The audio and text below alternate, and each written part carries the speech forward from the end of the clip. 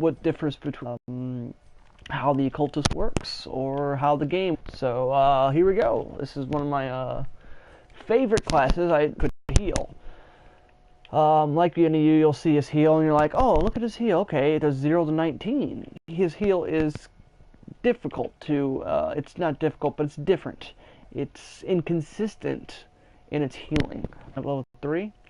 It's level 3. Let's see what this says. 0 to 15. It's not much of a difference. The thing is, you may roll a 0 or a 1 and add yourself a bleed, which can fuck you completely over.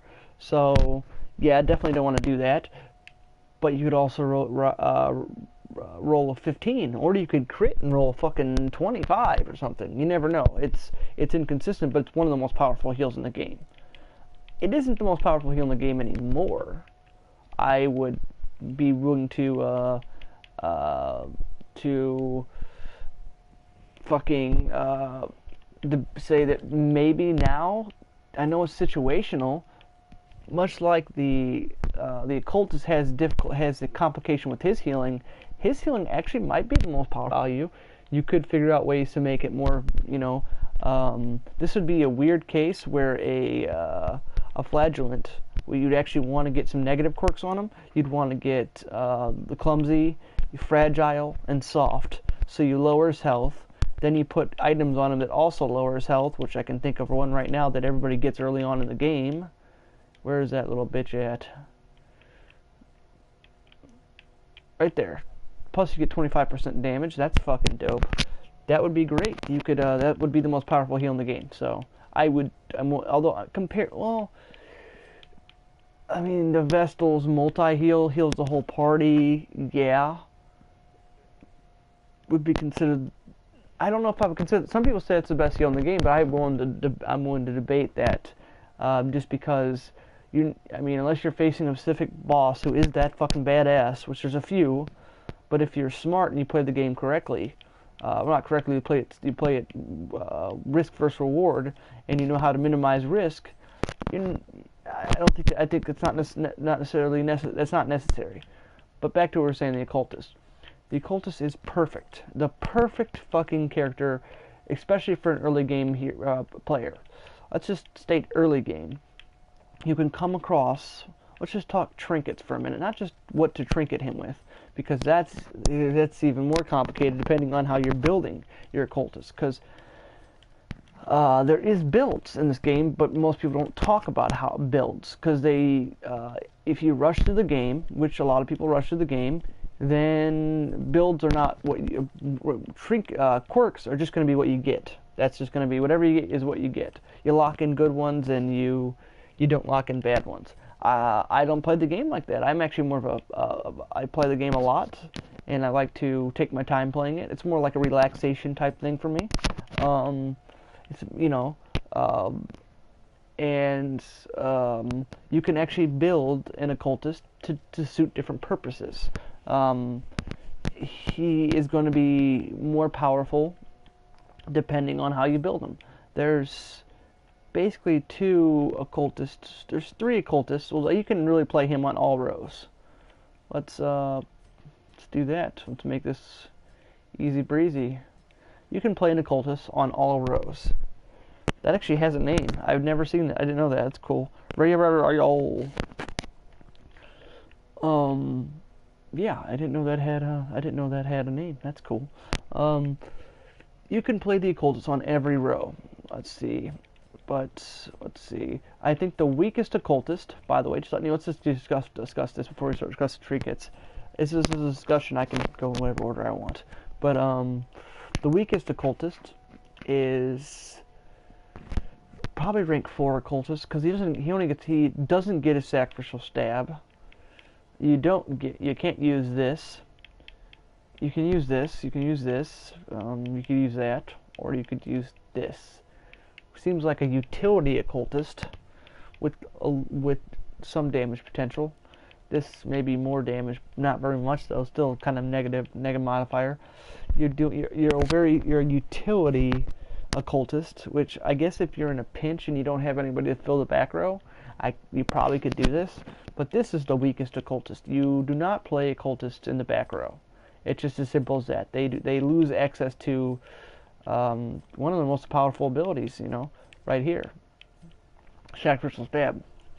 And also, I mean, if you rank 2, you could use the stun, which is one of the best stuns in the game. Probably second best, maybe third. I think second though. Second, third, who knows, whatever. Probably I would say third best stun because the abomination stun's a little better. It does more damage it does more damage. This is a class discussion though, so let's do this. So yeah, you really want to play your occultist in either rank 1 or rank 2. Rank 2 or rank 3, whatever. Rank 3 and rank 2. Rank 1 occultists, kind of not what you want to do. There's no real reason to put an occultist in rank 1. Again, situationally. If let's say you don't have any characters let's say you have been losing characters left and right and you've been getting back row characters and you need somebody for a dungeon, anybody to fill rank 1. You could put him in rank 1, but he's primarily a rank 2 and a rank 3 character. And the interesting thing about him is some characters you put in rank 2 or 3 who are versatile, does not really matter which ability-wise what abilities you have active. But the occultist is one of the rare has a bit of a complication, as in his 2 strongest abilities are these. Let's undo all these. Are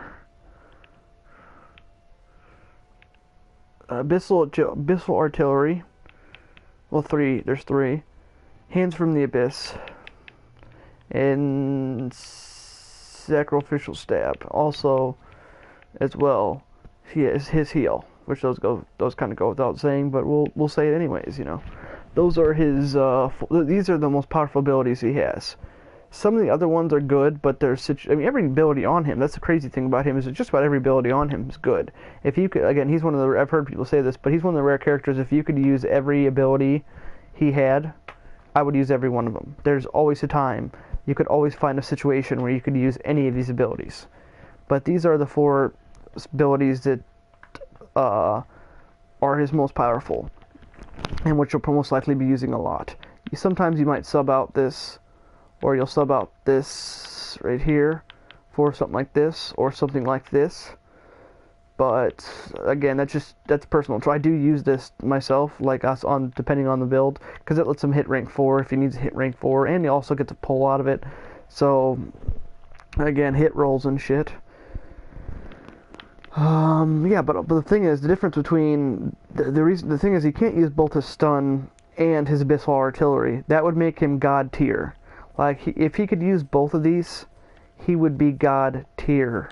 He would be above. This would be the most powerful character in the game. If they ever nerf this, which I don't think they will, but if they ever nerf this, this would make him in my opinion, would be one of the strongest characters in the game. If he could do it from rank 2, no less. If I can get a rank 2 occultist who could AoE the back 2 ranks and do it with a large amount, minus 25% damage with a good damage potential. Oh my god, you're talking about. I don't know why they don't do this. They've nerfed him before.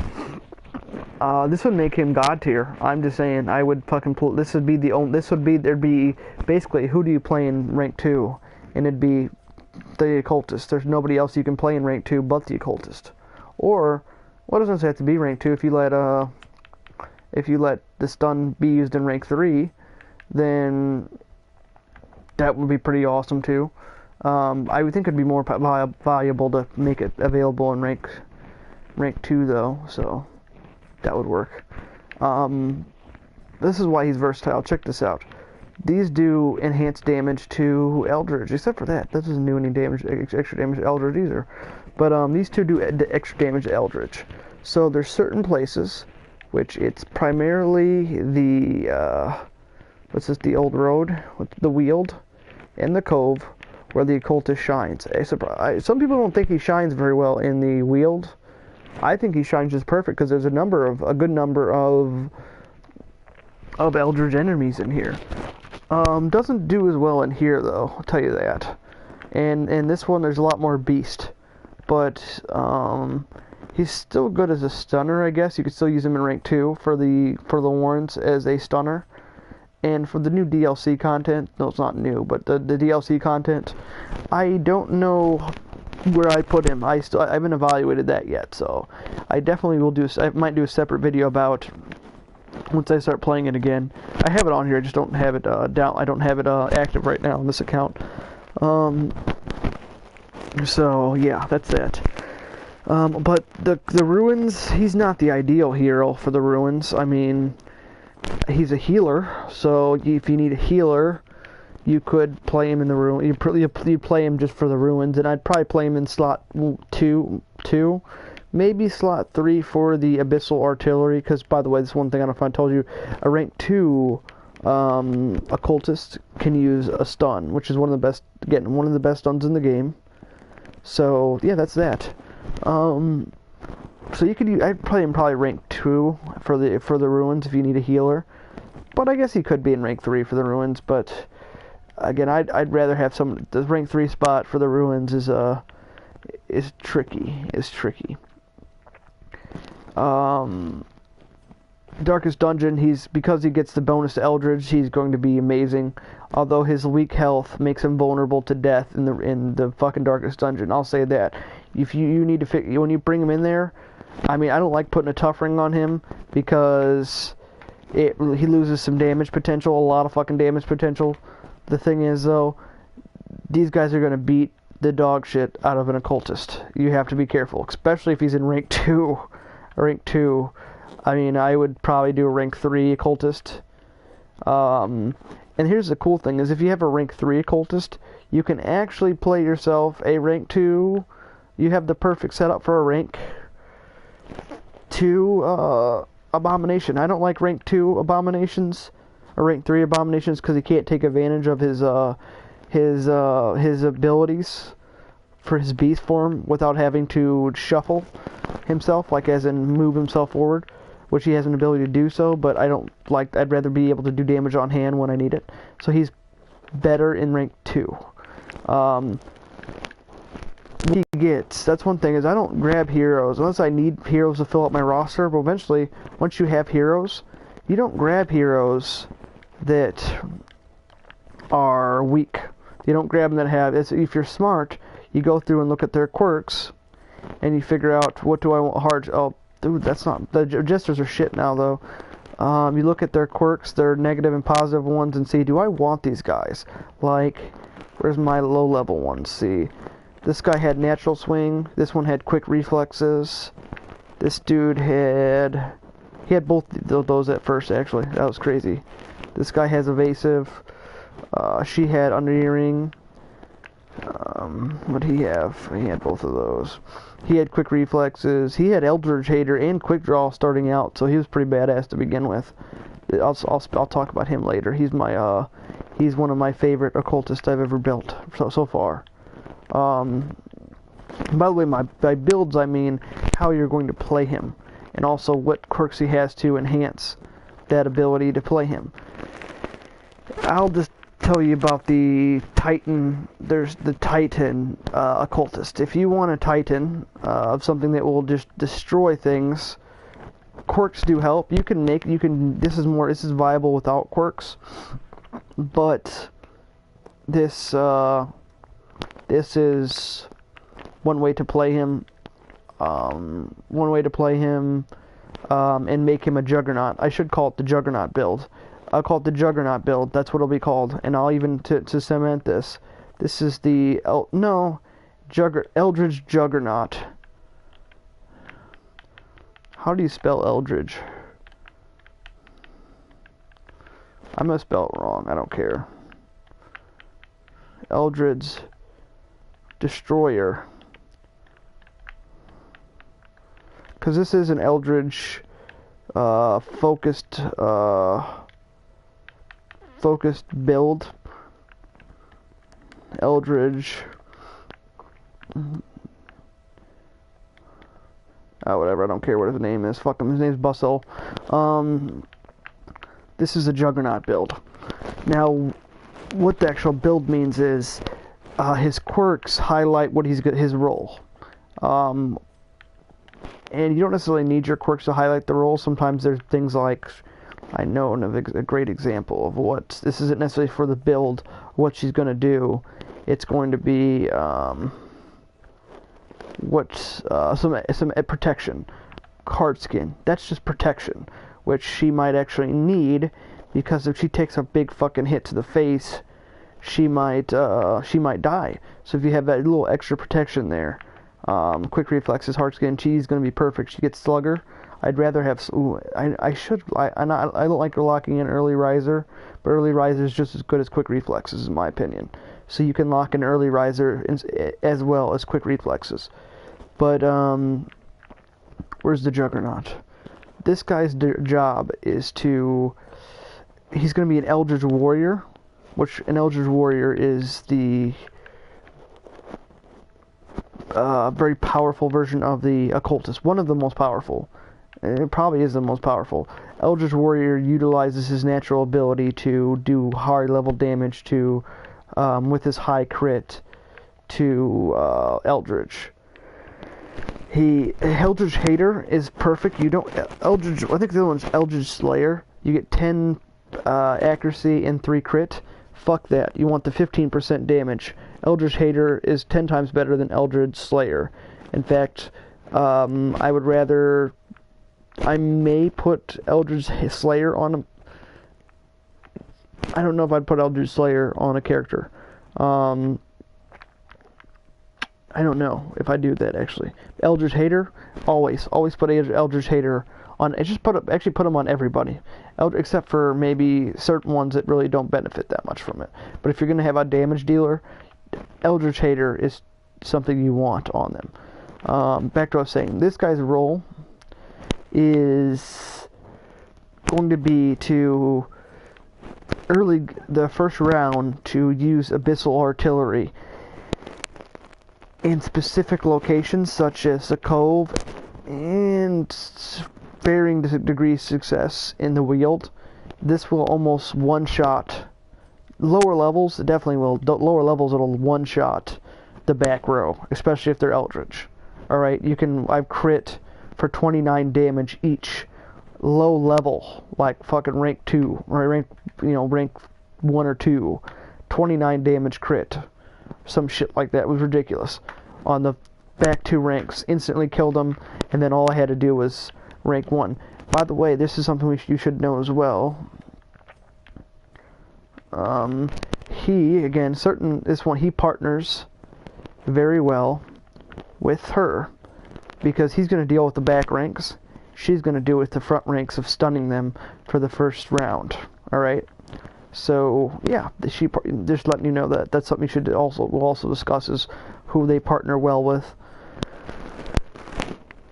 That's his job, is to, he will knock out the back ranks. And the thing is, to guarantee that he goes first, he has quick draw. His speed's already naturally high, so it's good. It's a good average speed. But with quick draw, he becomes 11. Which you're going to buff his speed as well. Slugger, this is the third quirk for this kind of build, is kind of up to you. But I got Slugger, and I figured, you know what, that's going to be perfect, because he's going to get the plus 30 plus. Let's see, how much damage are we dealing on his weapon now? Let's see. He's getting plus 25 damage from this. He's getting plus 15. So what are we at? 25. I'm bad at math, by the way. 40. That's 50. He's getting plus 50 damage on his sacrificial stab. So if you trinket him for damage, which I do, I'll just show you what the trinket is too, real quick. Once you get this, this is your occultist's best friend now. It is the crescendo box. You put this on your occultist immediately. You get the speed you need, and you get the damage, and the negative effect is 10% stress. You can tolerate that all day long. The next thing is, since she's going to be an Eldritch Warrior, there's only one thing you really want to put on him after this, and that is the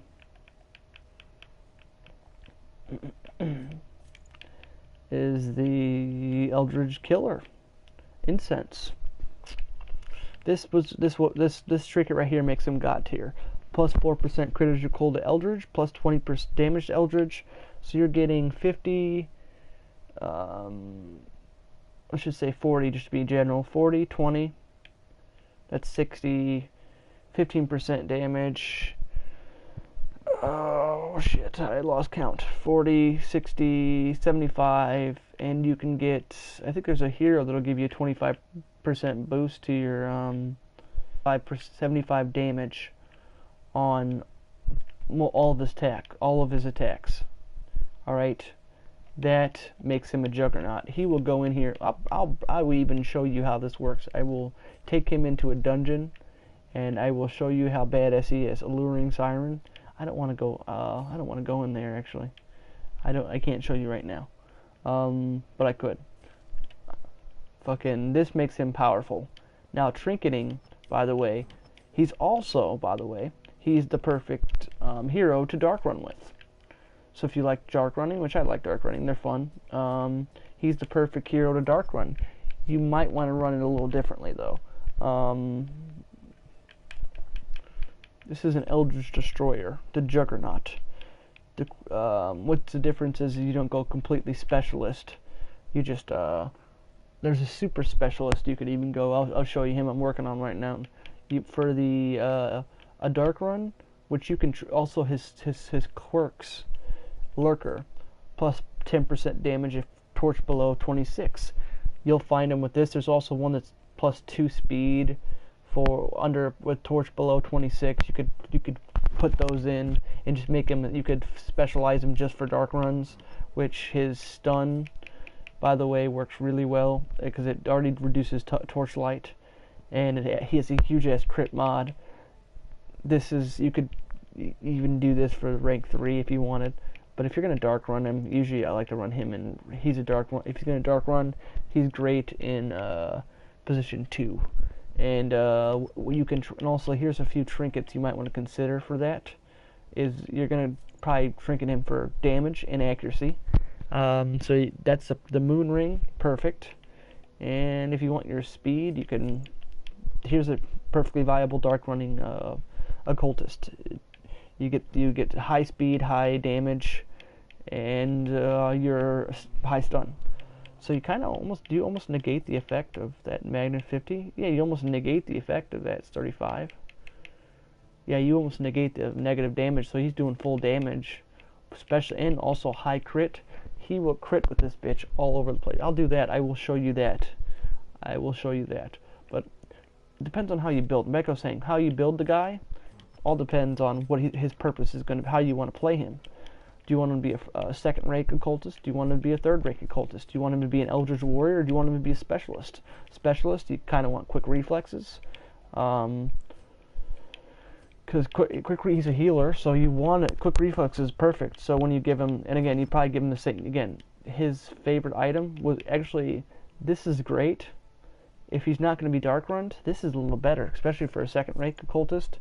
You get the plus 5 dodge. That's the only reason that's better. Is it has the modifier of has to be above 50 torchlight, but the plus 5 dodge. This is almost basically it's almost a, what's this? A crescendo box and a feather crystal, which you can't beat that shit at all. This is perfect for him. This is his best friend. Also, problem is this is hotly contested by the Hellion. Really wants that too, though.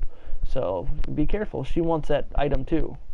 And then since you have that, you could even, depending on where you're going, let's say you're going into the wheel with them, which you can't take them right into the Warrens. You could throw on a Beast Slayer ring, or if you want to get more damage. Actually, I wouldn't throw on the Beast Slayer ring.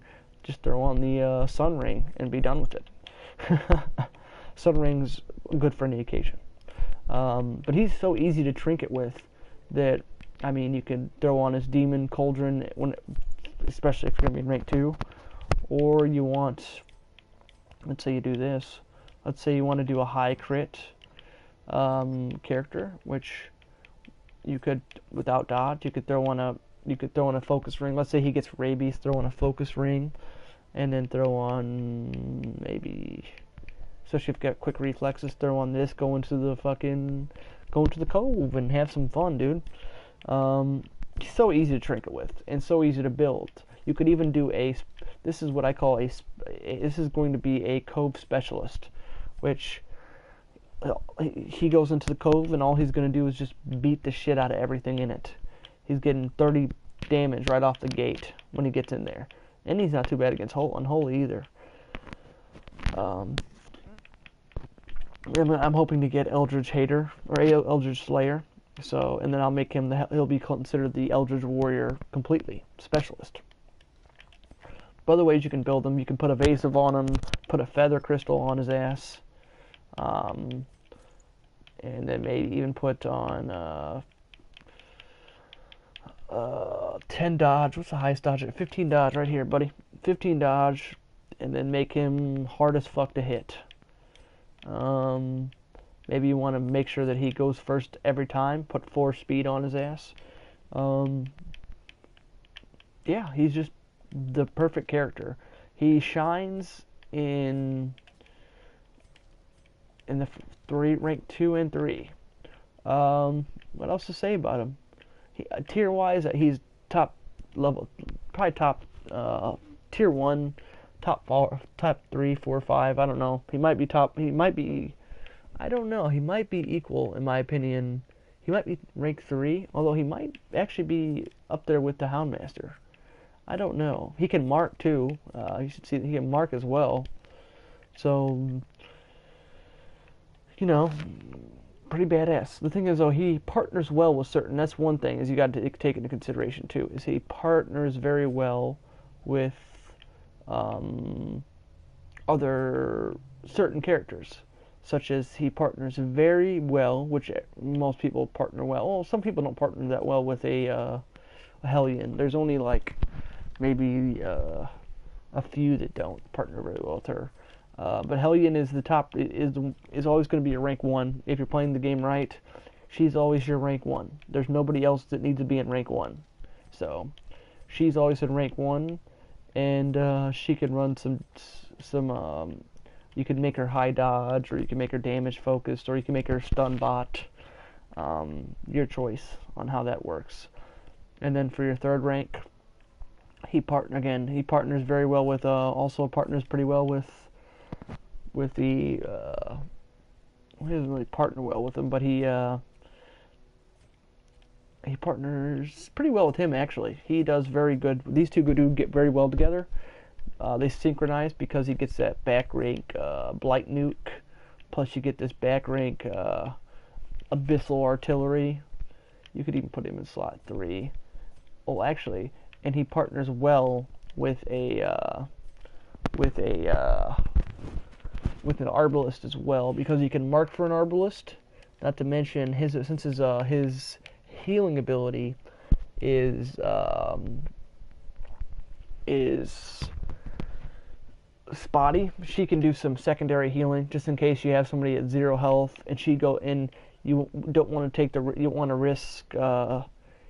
risk him dying. You could put this on him, or if you want to heal somebody, you want to get a little bit more, you want to hopefully boost the healing. That does 33 healing boost, so partners very well. Although also, this is one thing I think I didn't mention is, yes, he does partner pretty good with the Houndmaster, because the Houndmaster, the Occultist is fragile. If you know, he's not as fragile as some characters, but he's pretty fragile. You can guard with the Houndmaster. You can put a guard on him, and that way he can be safe while you work the Occultist magic. Again, if you're new to the game and you're just used to using Vestals, I definitely suggest just trying him out, playing him. You won't regret it. He's kind of a hybrid damage dealer. Like, he's damage dealing and he's healing. But I think his focus, and also with a minor amount of utilities, all around basically he does whatever he needs to do. He's utility, he's damage, and he's also an AoE damager, which is, not everybody's an AoE damager and does it well. I mean, so yeah, the Occultist is badass, and you should use him. Alright, peace out, guys.